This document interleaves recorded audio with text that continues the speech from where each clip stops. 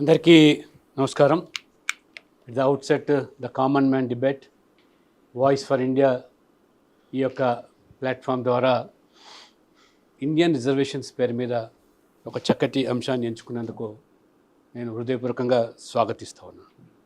మీరు ఇంతకుముందు ఏదైతే మరి ప్రోమో మరి చూపించారో వీడియో, దాంట్లో అనేక అంశాలు మీరు ఏదైతే తెర మీద తీసుకొచ్చారో అందులో ప్రధానంగా స్వాతంత్రం పూర్వము రైట్ ఫ్రమ్ మహాత్మా జ్యోతిబా పులే నుంచి మొదలుకుంటే మరి సాహు మహారాజు, ఆ తర్వాత డాక్టర్ బాబాసాహెబ్ అంబేద్కర్, ఈ రిజర్వేషన్స్ అనే అంశము సామాజిక వివక్షకు గురైనటువంటి వర్గాలకు, ఆర్థికంగా అసమానతతో కూడుకున్నటువంటి సమాజానికి సమాన అవకాశాలు అన్ని రంగాల్లో విద్య, ఉద్యోగం, చివరికి రాజకీయాలు కూడా కల్పించాలనే ఒక సదుద్దేశంతో, లక్ష్యంతో ఈ రిజర్వేషన్స్ అనే అంశం తెర మీదకి రావడం.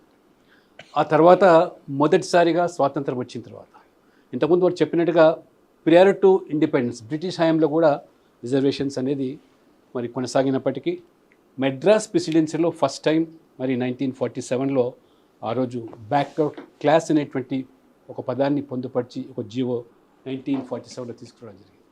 ఆ తర్వాత ప్రభుత్వం ఏర్పడిన తర్వాత మనకంటూ ఒక రాజ్యాంగం ఏర్పాటు చేసుకున్న తర్వాత డాక్టర్ బాబాసాహెబ్ అంబేద్కర్ యొక్క రాజ్యాంగంలో చాలా స్పష్టంగా ఎస్సీ ఎస్టీకి రాజ్యాంగపరమైనటువంటి reservation కల్పించాం.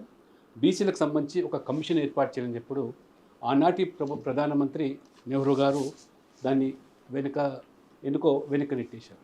But 1951లో doctor Babasaheb Ambedkar రాజీనామా చేసినప్పుడు that is one of the issue. కాబట్టి అప్పుడు 1951లో మరి ఆ ఒత్తిడి మేరకు కలేకర్ కమిషన్ 1953లో ఏర్పాటు చేస్తే 55లో రిపోర్ట్ వచ్చింది. దాన్ని కోల్డ్ స్టోరేజ్లో పెట్టారు. పార్లమెంట్లో కూడా డిబేట్ చేయకుండా 1961లో రిజెక్ట్ చేశారు. ఎందుకు ప్రస్తావిస్తున్నంటే మీరు ఇంతకుముందు చూపించిన దాంట్లో రాహుల్ గాంధీ గారు ఈరోజు వారు 50% సీలింగ్ దాటాలి, లేదా దానికోసం ఏదైతే ఇవాళ వారు శ్రమ చేస్తూ ఉన్నారో వాళ్ళు పూర్వీకులు అనుభవించిన విషయాన్ని కూడా చరిత్రను తెలుసుకోవాలి. 17 years ప్రైమ్ మినిస్టర్ నెహ్రూ గారు ఉన్నప్పటికీ నెవర్, అంతకుముందే కాకుండా 1961లో లెటర్ రాశాడు అన్ని రాష్ట్రాల ముఖ్యమంత్రులు, they should not be any reservation in the name of caste. ఆ రకంగా ఇచ్చినట్టయితే సర్వీసెస్లో you could able to see మరి మెరిట్ దెబ్బతింటుంది. ఆ సర్వీసెస్లో మరి ఆ యొక్క ప్రతిభ లేకపోతే దేశం రెండో శ్రేణి పౌరులను తయారు చేస్తున్నటువంటి వారు ఉత్తరాలు కూడా రాయడం జరిగింది. ఆ తర్వాత సెకండ్ కమిషన్, మండల్ కమిషన్ వచ్చింది. దాన్ని కూడా ఆన్ రికార్డ్ పార్లమెంట్లో being an opposition leader Rajiv Gandhi గారు కూడా 2 hours 40 minutes దాని మీద ప్రస్తావన సంభాషణ జరిగినప్పుడు, చర్చ పెట్టినప్పుడు 210 నెలల అపోజ్ చేశారు వారు కూడా.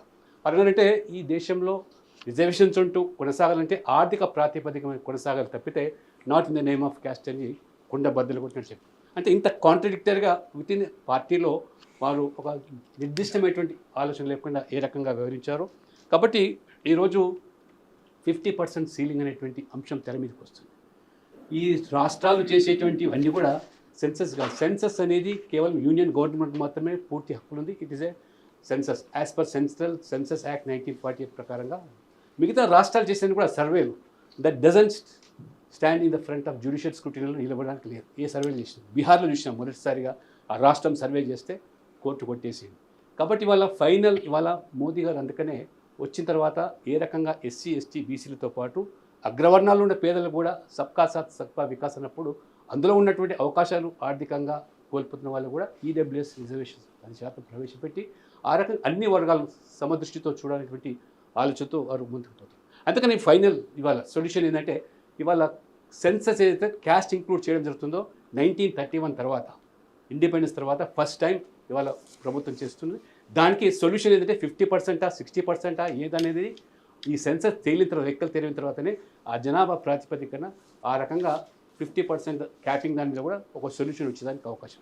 అంతేగాని మనం ఇవాళ రాష్ట్రాలు సర్వే చేస్తున్నాం, మా రాష్ట్రాలకు అనుగుణంగా 42%, 50% ఎక్కడ కూడా ఇది మరి ఈ యొక్క జ్యుడిషియల్ స్క్రూటినీ నిలబడడానికి ఆస్కారం లేదు. కాబట్టి సైంటిఫిక్ ఎన్యూమరేషన్ జరగాలంటే కూడా ఈ సెన్సస్ ప్రాతిపదిక, దానికి ఇవాళ తెర లేపారు. తప్పకుండా నాకు నమ్మకం ఉంది. మరి ఈ యొక్క సెన్సస్ కూడా త్వరలో పూర్తి అయిపోయిన తర్వాత ప్రజల యొక్క అభిష్టం మేరకు, ఆలోచనకు అనుగుణంగా తప్పకుండా ప్రజల డిమాండ్ మేరకు కూడా రిజర్వేషన్ పెంచే అవకాశాలు కలుగుతాయి.